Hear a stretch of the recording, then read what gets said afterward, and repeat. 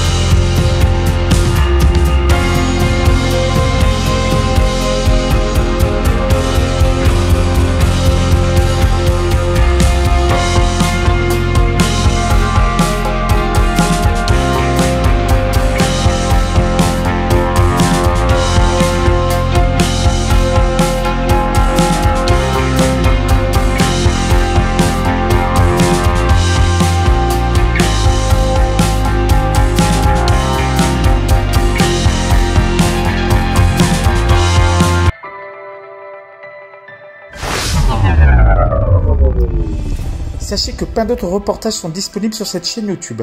J'espère que vous avez passé un bon moment. N'hésitez pas à laisser vos commentaires et à liker si vous avez aimé. On m'a toujours dit que si un jour on devait se revoir, il fallait avant tout se quitter. Je vous dis donc à bientôt pour de nouvelles contrées.